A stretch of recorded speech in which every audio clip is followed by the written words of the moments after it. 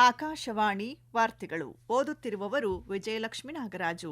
ಮುಖ್ಯಾಂಶಗಳು: ನೀಟ್ ಪ್ರತಿಭಟನೆ ವೇಳೆ ಪೊಲೀಸ್ ಕ್ರಮ ಖಂಡಿಸಿ ಗದ್ದಲ, ಸಂಸತ್ತಿನ ಉಭಯ ಸದನಗಳ ಕಲಾಪ ಮಧ್ಯಾಹ್ನ 2 ಗಂಟೆಗೆ ಮುಂದೂಡಿಕೆ. ಮಧ್ಯಪ್ರದೇಶದ ಭೋಪಾಲ್ನಲ್ಲಿ ಆಗಸ್ಟ್ 5ರಿಂದ 8ರವರೆಗೆ ಬ್ರಿಕ್ಸ್ ಸಂಸ್ಕೃತಿ ಸಮ್ಮೇಳನ ಆಯೋಜನೆ. ಕಾಮನ್ವೆಲ್ತ್ ಕ್ರೀಡಾಕೂಟದಲ್ಲಿ ಪದಕ ಗೆದ್ದ ಭಾರತೀಯ ಅಥ್ಲೀಟ್ಗಳಿಗೆ ರಾಷ್ಟ್ರಪತಿ, ಉಪರಾಷ್ಟ್ರಪತಿ, ಪ್ರಧಾನಿ ಸೇರಿದಂತೆ ಗಣ್ಯರಿಂದ ಅಭಿನಂದನೆ.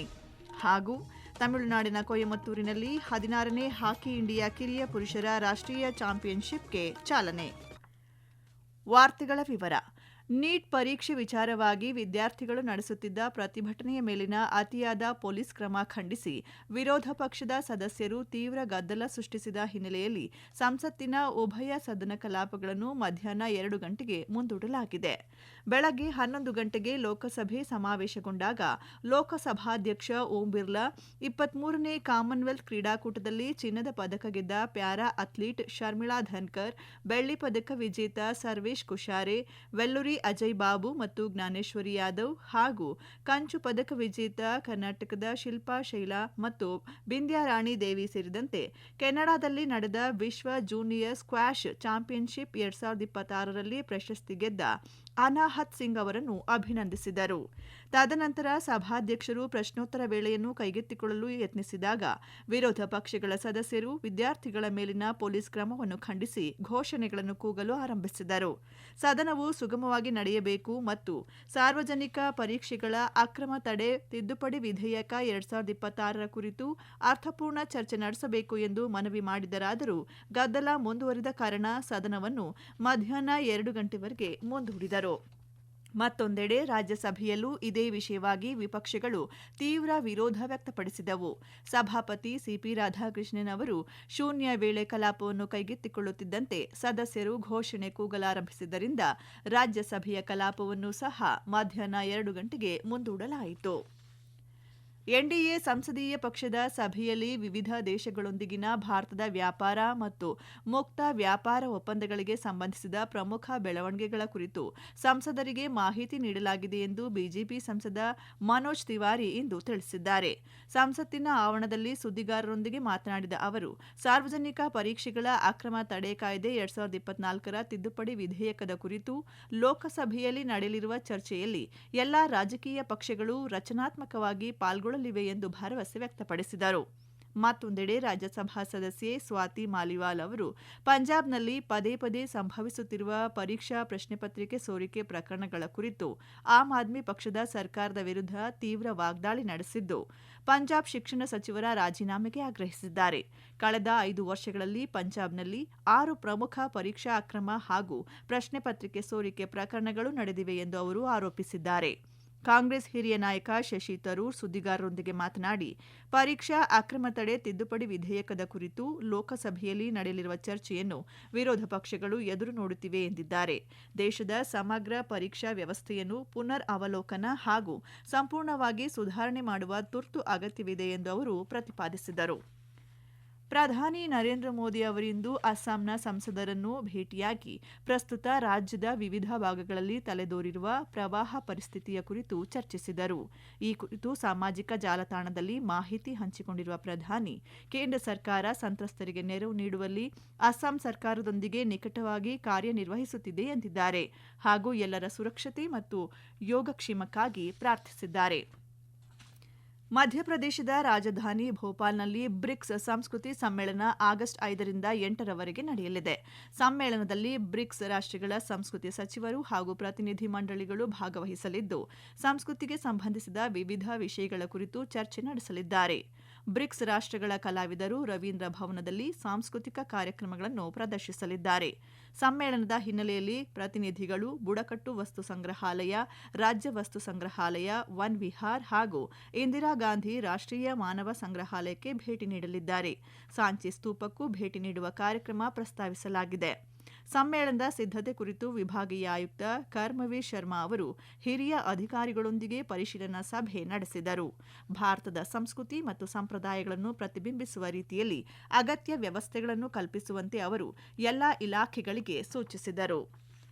ಎನ್ಡಿಎ ಸಂಸದೀಯ ಪಕ್ಷದ ಸಾಪ್ತಾಹಿಕ ಕಾರ್ಯತಂತ್ರ ಸಭೆ ಮಂಗಳ ಮಿಲನ್ ಇಂದು ಸಂಸತ್ ಭವನದಲ್ಲಿ ನಡೆಯಿತು. ಸಂಸತ್ ಅಧಿವೇಶನ ನಡೆಯುವ ಸಂದರ್ಭದಲ್ಲಿ ಪ್ರತಿ ಮಂಗಳವಾರ ಈ ಸಭೆ ನಡೆಸುವ ಸಂಪ್ರದಾಯವಿದ್ದು, ಮೈತ್ರಿಕೂಟದ ಏಕತೆಯನ್ನು ಬಲಪಡಿಸುವುದು ಇದರ ಉದ್ದೇಶವಾಗಿದೆ.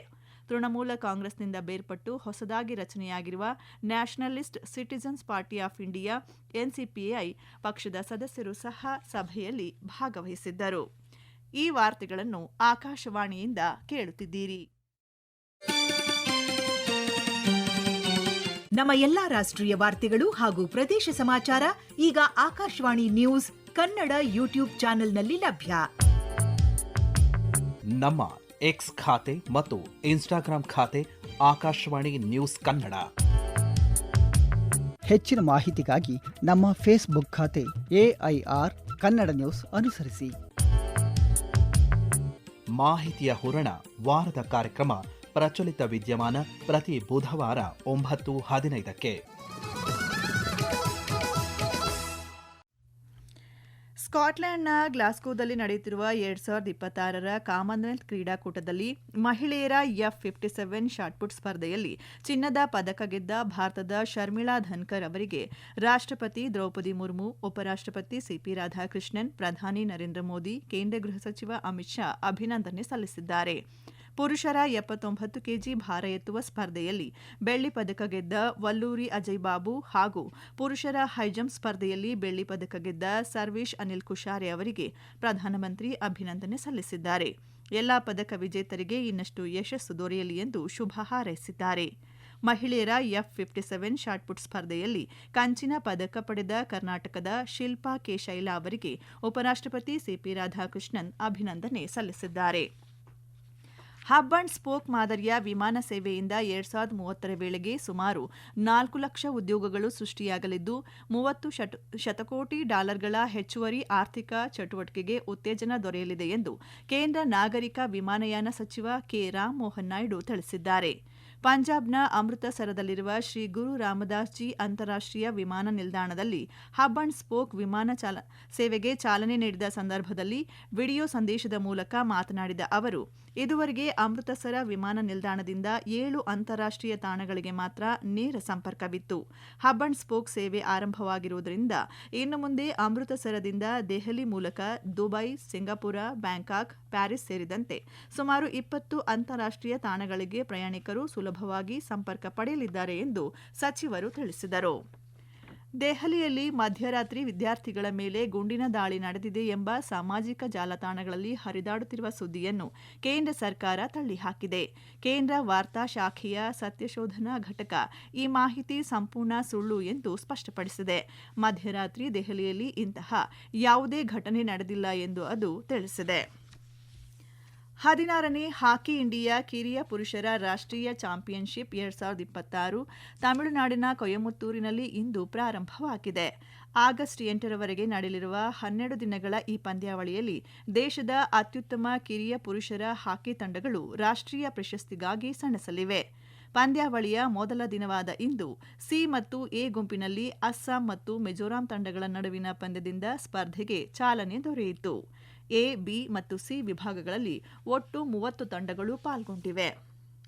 ಭಾರತೀಯ 2026-27ರ ಫುಟ್ಬಾಲ್ ಲೀಗ್ ಅಕ್ಟೋಬರ್ 16ರಂದು ಆರಂಭವಾಗಲಿದೆ ಎಂದು ಅಖಿಲ ಭಾರತ ಫುಟ್ಬಾಲ್ ಒಕ್ಕೂಟ ಎಐಎಫ್ಎಫ್ ಘೋಷಿಸಿದೆ. 2026-27ರ ಪ್ರಮುಖ ವಿಷಯಗಳ ಕುರಿತು ಆಡಳಿತ ಮಂಡಳಿ ಹಾಗೂ ಎಐಎಫ್ಎಫ್ ನಿನ್ನೆ ಚರ್ಚೆ ನಡೆಸಿದ್ದು, ಭಾರತೀಯ ಆಟಗಾರರಿಗೆ ಹೆಚ್ಚಿನ ಆಟದ ಸಮಯ ಕಲ್ಪಿಸುವುದು ಮತ್ತು ಪ್ರತಿ ತಂಡದಲ್ಲಿ ಗರಿಷ್ಠ 3 ವಿದೇಶಿ ಆಟಗಾರರಿಗೆ ಮಾತ್ರ ಅವಕಾಶ ನೀಡುವ ನಿರ್ಧಾರ ಕೈಗೊಳ್ಳಲಾಯಿತು. ಕೊನೆಯಲ್ಲಿ ಮತ್ತೊಮ್ಮೆ ಮುಖ್ಯಾಂಶಗಳು. ನೀಟ್ ಪ್ರತಿಭಟನೆ ವೇಳೆ ಪೊಲೀಸ್ ಕ್ರಮ ಖಂಡಿಸಿ ಗದ್ದಲ, ಸಂಸತ್ತಿನ ಉಭಯ ಸದನಗಳ ಕಲಾಪ ಮಧ್ಯಾಹ್ನ 2 ಗಂಟೆಗೆ ಮುಂದೂಡಿಕೆ. ಮಧ್ಯಪ್ರದೇಶದ ಭೋಪಾಲ್ನಲ್ಲಿ ಆಗಸ್ಟ್ 5ರಿಂದ 8ರವರೆಗೆ ಬ್ರಿಕ್ಸ್ ಸಂಸ್ಕೃತಿ ಸಮ್ಮೇಳನ ಆಯೋಜನೆ. ಕಾಮನ್ವೆಲ್ತ್ ಕ್ರೀಡಾಕೂಟದಲ್ಲಿ ಪದಕ ಗೆದ್ದ ಭಾರತೀಯ ಅಥ್ಲೀಟ್ಗಳಿಗೆ ರಾಷ್ಟ್ರಪತಿ, ಉಪರಾಷ್ಟ್ರಪತಿ, ಪ್ರಧಾನಿ ಸೇರಿದಂತೆ ಗಣ್ಯರಿಂದ ಅಭಿನಂದನೆ. ಹಾಗೂ ತಮಿಳುನಾಡಿನ ಕೊಯಮತ್ತೂರಿನಲ್ಲಿ 16ನೇ ಹಾಕಿ ಇಂಡಿಯಾ ಕಿರಿಯ ಪುರುಷರ ರಾಷ್ಟ್ರೀಯ ಚಾಂಪಿಯನ್ಶಿಪ್ಗೆ ಚಾಲನೆ. ಇಲ್ಲಿಗೆ ವಾರ್ತಾ ಪ್ರಸಾರ ಮುಕ್ತಾಯವಾಯಿತು. ನಮ್ಮ ಮುಂದಿನ ವಾರ್ತಾ ಪ್ರಸಾರ ಅಪರಾಹ್ನ 2:30ಕ್ಕೆ.